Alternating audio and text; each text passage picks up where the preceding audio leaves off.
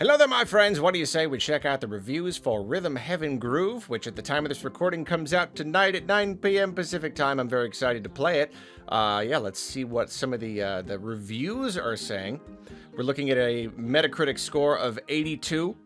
A pretty solid 82. I thumbed through really quickly, and there are a lot of 80s. That does seem to be a very strong average. We don't have like a huge variation in scores. Overall positive, though. 91% is positive. Only 5 mixed reviews, and they're probably on the higher end, so that's pretty good. But yeah, let's take a look at the very first couple we got here. CG Magazine, a couple perfect hundreds, which is always nice to see.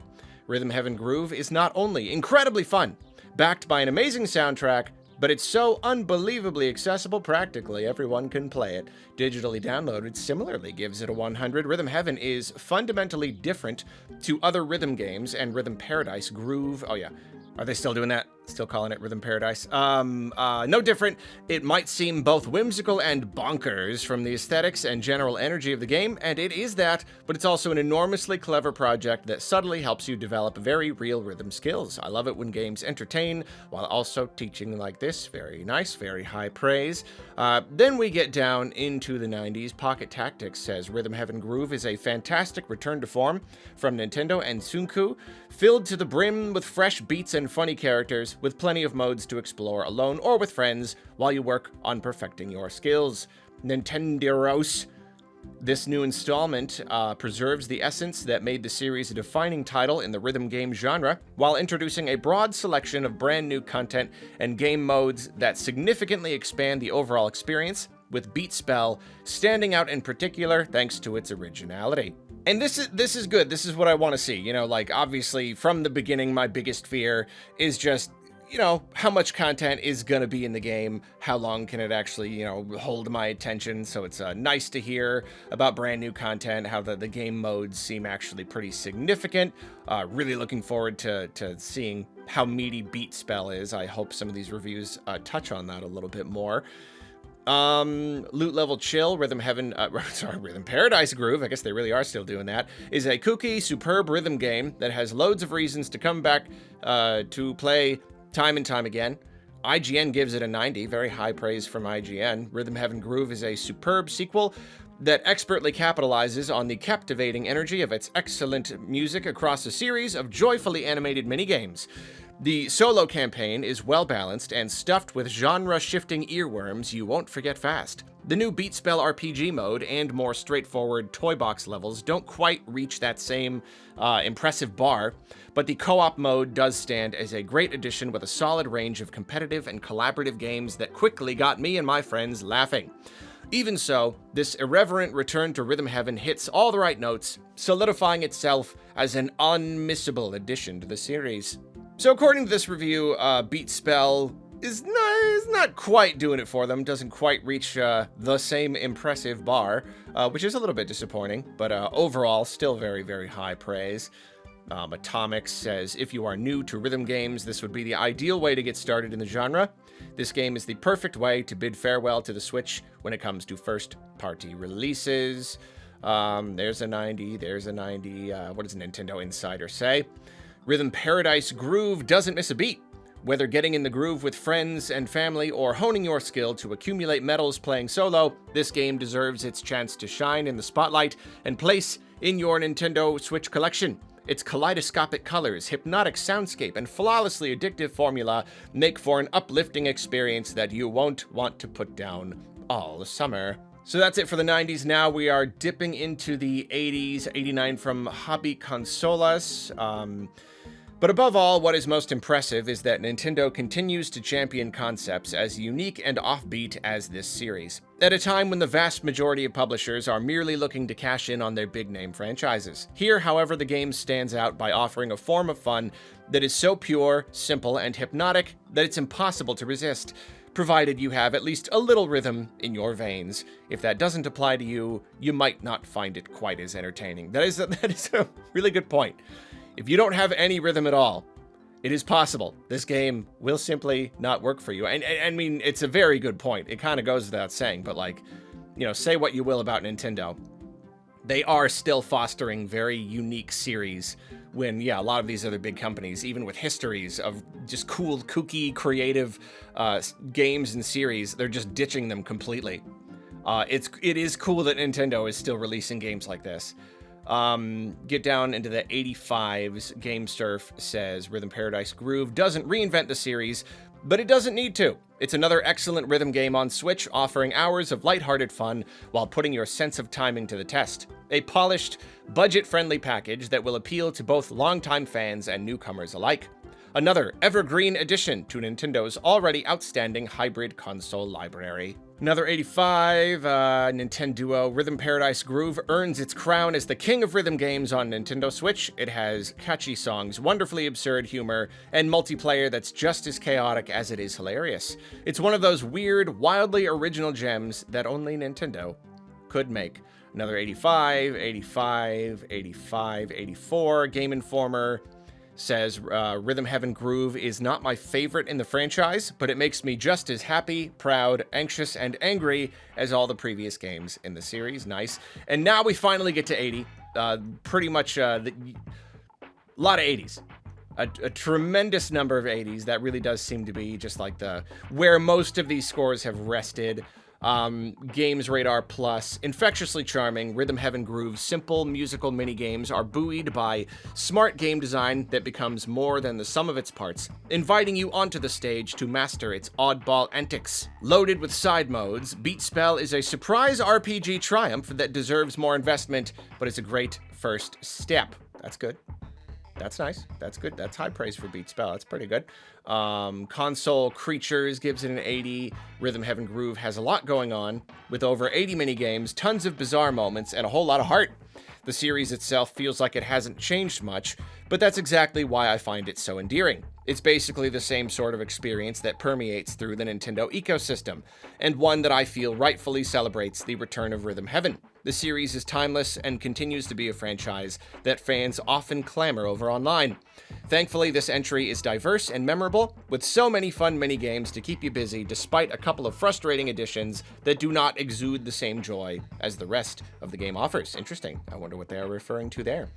Perhaps someone could go and read the full review if they wanted to see. GameLiner gives it an 80. Game Reactor UK, yeah, sure, let's do theirs. Groove's tracklist feels inspired, and the Japanese songs are especially good, though I expect criticism in some countries where localized lyrics were part of the charm. But the game feels as funny as ever, with its cast full of the usual suspects, naturally frogs, robots, aliens, and the occasional hairy onion imported from WarioWare. It might not be peak like 3DS's Megamix, with its unbeatable selection and the good old stylus touch controls, but it's the best entry for newcomers, provides more ways to play than ever, and introduces the most engaging multiplayer mode so far. Nintendo Life gives it an 80 as well. Tomodachi Life was a late cycle winner, but if Rhythm Heaven Groove is to be its swan song, Switch 1 is going out on a high note. Beat Spell didn't hit for me personally. Oop, there's another one. Didn't quite do it for them. And the lag issues thrown up by playing on a modern TV are irritating, so be aware that you'll need to play in handheld or tabletop mode to get the best out of it.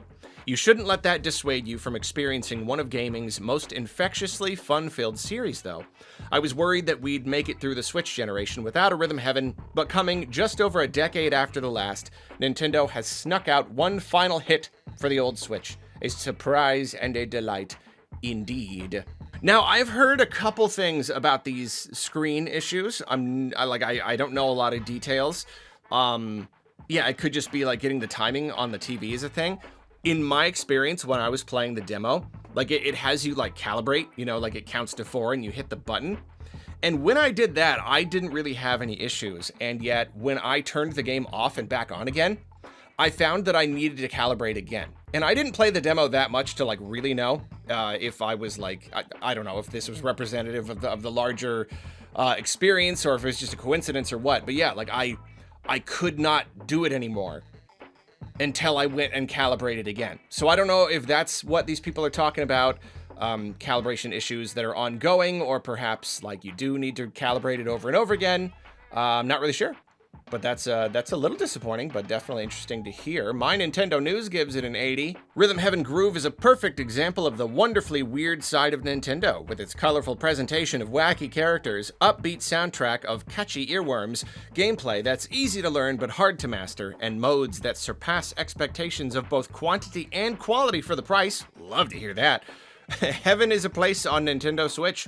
As one of the most uniquely charming rhythm games on the platform, whether playing solo or with friends, everyone should get their groove on. If you want to try out the game for yourself before committing to a purchase, a demo is available now on the Nintendo eShop.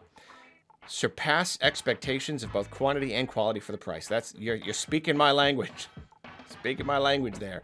That's nice. Got an 80 from Radio Time. Screen Rant says Rhythm Heaven Groove modestly brings the classic series back to the forefront.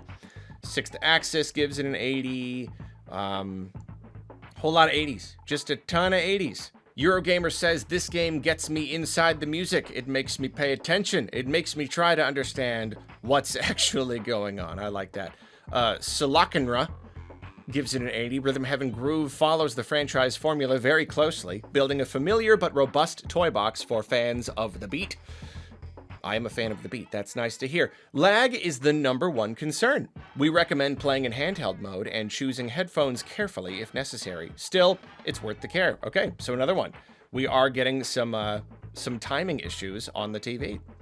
Interesting. The Gamer says, having played every single title in the series and mastered some of its hardest challenges. Okay, so you know this person. Their opinion's gonna be legit. Groove feels like the perfect entry point for newcomers who want to see what all the fuss is about.